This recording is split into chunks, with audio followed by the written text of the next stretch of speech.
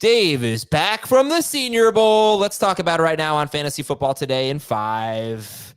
Yeah, Dave is measuring his hand so we can see the width, because that's what they do with prospects.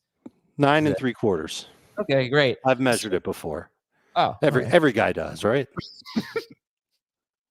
Okay, so we're doing fantasy fits. Some of the top prospects are the ones that you liked from the Senior Bowl and how they would fit for fantasy, what teams we want to see them go on.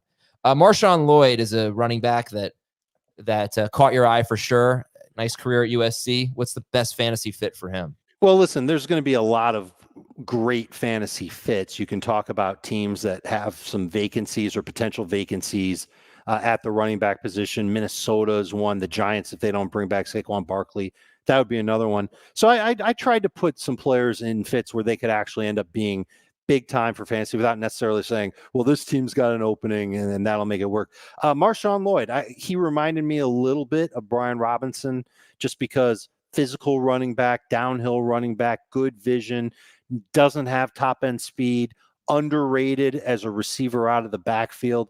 I think he could be maybe even a little bit better than Brian Robinson's been. Let's face it, some of the reasons why Brian Robinson hasn't been good is because where he's been. In the article, I put him with Dallas. And as a rookie, he would probably be the 1B running back. The Cowboys, maybe they move on from Tony Pollard. They bring in another veteran.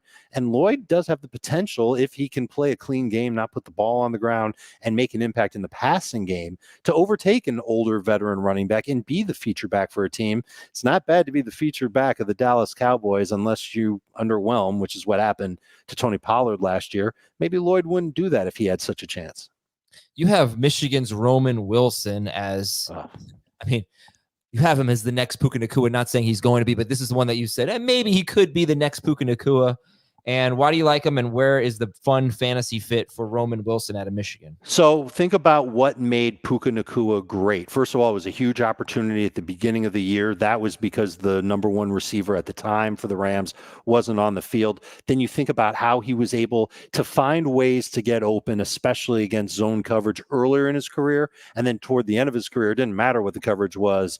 Puka Nacua was getting open. I think Roman Wilson can do the same thing. He's not as big as Puka Nacua, but he was so good as a route runner. He had explosiveness in his game, and he could catch off-target throws even though he doesn't have a big frame. On the podcast, we talked about how his frame is along the same size as somebody like Tyler Lockett, so a smaller type of wide receiver, but one who can make a big impact, find soft spots in zones, and if he had an opportunity to get a lot of targets, he could be great. I put him with the Patriots. We figure that New England, fresh offense, they're going to need some receivers there because what they had at the end of last season really wasn't great. And they're going to have a new quarterback as well. So a younger quarterback who needs a good route runner to throw to, I think Wilson would be a fantastic fit there. And I think he'd have an opportunity to lead that team in targets as a rookie if he were to go to New England.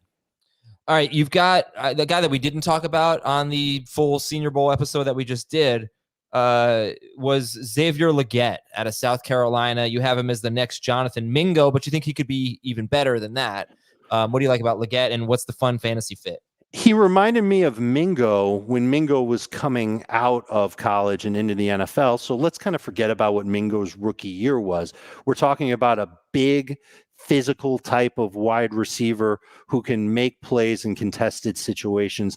I think Legette can do exactly that. Not that Legette was the most consistent of wide receivers at Senior Bowl practice. And in fact, he did not finish Thursday's practice there, did not play in the game, but he had 2 strong days there.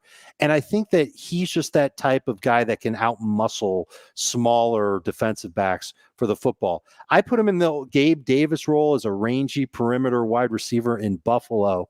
That would be an interesting spot for him because he's a good run blocker as it is. But then on top of that, he can go chase down those 50-50 balls. They'd be more like 60-40 for him theoretically because he's 6'1", but can play like he's 6'4", and he's muscular on top of that. I think that if he were in a situation like that, wouldn't necessarily be the number one wide receiver on an NFL team, but would be somebody that would be in single coverage a lot and then could theoretically win, especially if it's in an offense that does like to attack downfield.